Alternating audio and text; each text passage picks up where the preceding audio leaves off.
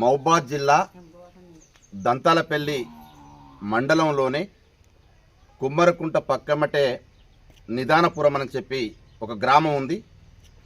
ఆ గ్రామాన్ని సుమారుగా 60-70 సంవత్సరాల కానుంచి కుమ్మరికుంట్ల దొరలు మాదిగలతోటి మాదిగ మహిళలతోటి ఎట్టి సాకిరీ చేయించుకొని ఆ ఎట్టి సాకిరికి కృతజ్ఞత భావంతో సుమారుగా ఒక 3.5 ఎకరాల వాళ్ళ సొంతం భూమిని మాదిగలకు ఇవ్వడం జరిగింది. దానికి ప్రధానంగా సాక్ష్యాలతో సహా ఉన్నాయి. 2017 నుండి మొదలుకుంటే నేటి వరకు కూడా ఎంఆర్ఓ తహసీల్దార్ ఆఫీసులలో రికార్డులో వాళ్ళ తాత ముత్తాతల పేర్లు ఉన్నాయి. ఇట్లా పేర్లున్నాయి, వాళ్ళ స్వాధీనంలో ఉంది.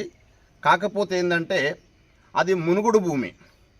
వర్షాకాలం రాగానే మనిషి నిలబడితోటి ఆ భూమిలో నీళ్లు ఉంటాయి కాబట్టి దున్నడానికి అవకాశం ఉండదు. మళ్ళీ ఎండాకాలం వచ్చేసరికి ఏదన్నా పునాస పంటలు వేసుకుందామంటే ఊళ్ళనే ఉండబడిన కొంతమంది బీసీ కులాలకు సంబంధించిన పశువులు వచ్చేసి ఆ మాదిగల భూములలో పునాస పంటలు వేసుకుంటే గొర్రెలు బర్రెలు గొడ్లను వదిలి మాదిగోళ్ళు ఏమి చేయలేరు అని చెప్పేసి నిస్సహాయులు, వాళ్ళు చేతగానోళ్ళు, వీళ్ళకి ఎవరు అండ ఆసరు లేరని చెప్పేసి కొంతమంది బీసీ మిత్రులు ఉద్దేశపూర్వకంగా పశువులను తోలి పంటలను ధ్వంసం చేసిన సందర్భాలు కూడా కోకులలో ఉన్నాయి.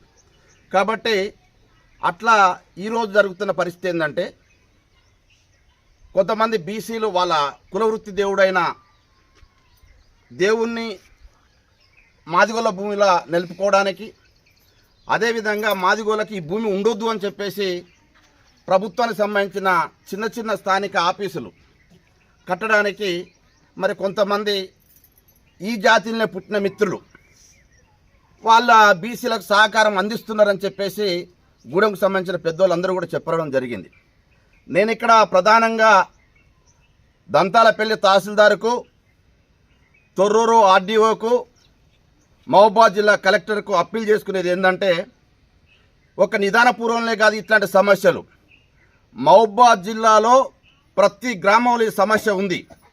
నిన్నగాక మొన్ననే పెద్దల గౌరవనీయులు తెలంగాణ రాష్ట్ర ముఖ్యమంత్రి రేవంత్ రెడ్డి గారు ఎస్సీలై ఎస్టీల భూములు, అసైన్డ్ భూములు ఉద్దేశపూర్వకంగా ఆనాటి కేసీఆర్ ప్రభుత్వం గుంజుకొని శ్మశాన వాటికలు, మంకీ కోట్లు, ఇతర